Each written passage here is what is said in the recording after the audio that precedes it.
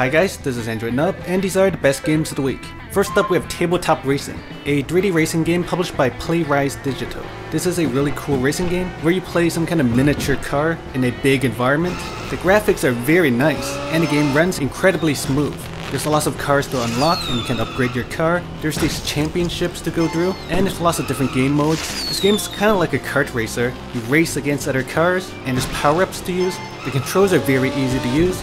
The car automatically moves and you can move left and right by tapping the screen, and you can also use tilt controls. Overall, this is a really fun racing game. Next up we have Exodius, Necklace of Heavens, a 3D dungeon crawler RPG published by Pixonic. Here's a new dungeon crawler RPG with pretty nice graphics and good controls. There's a joystick to move around and a attack button, as well as skills to use. There's currently 3 different maps, each of which have a lot of stages. There's no story or quests. Well, there are quests, but the quests are just to do a certain number of stuff like kill 100 skeletons. The combat's fairly good and interesting. There's equipment to buy and unlock, and there are in-app purchases.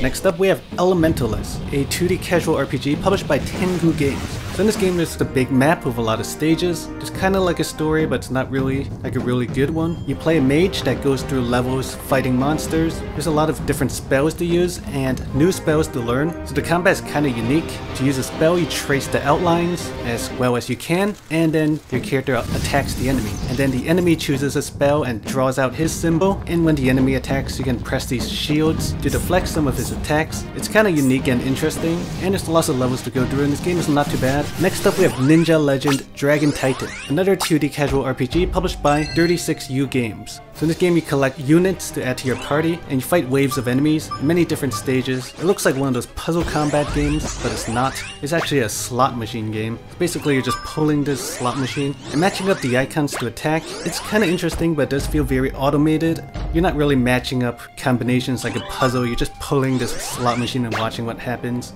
But it's still fun collecting new units and stuff.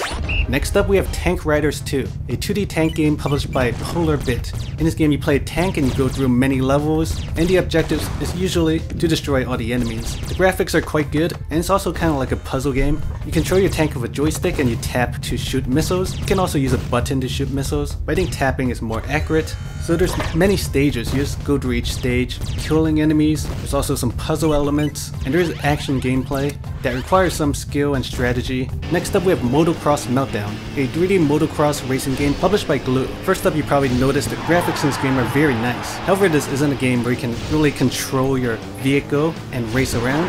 The controls in this game are really simple. It's almost like a rhythm game. It's like you wait for these circles to go over this thing, and you press the button when the circle goes over it, and your guy just automatically drives, and his speed depends on how well you press the button. So it's really simple and kind of casual. There's different game modes and also a story mode. You can upgrade your bike and buy new bikes and buy new tricks.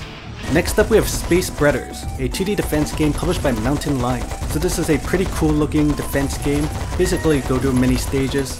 The goal is to destroy all the enemies and prevent them from destroying your ship. The controls are very easy to use. You just kind of tap and hold the screen to shoot. It all works out pretty well.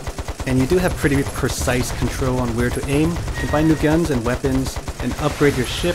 Sometimes you get some power-ups to do some cool attacks. The gameplay is arcade-like, and it's a cool casual game to check out. And last we have Car Drive AT, a 3D driving simulation game published by Waldschrat Studios. So I think this game is supposed to be a kind of realistic car driving simulation. Most of the missions involve driving through tracks, trying to avoid knocking down cones. The driving is fairly smooth, and the game can be kind of challenging sometimes. It's an interesting game. It's not a racing game or anything. It's kind of like just practicing driving around as careful as possible, but also trying to go as fast as possible. Anyway, that's all for this week. And also GAMEVIL released a new MMORPG called Akasha, which was going to be on this video, but as you can see it was bugged to hell with all these white squares all over the place. But it looks cool. It has instance-based missions and action combat. Maybe they'll fix this white stuff later and you can try it out. Anyway, that's it. Thanks for watching.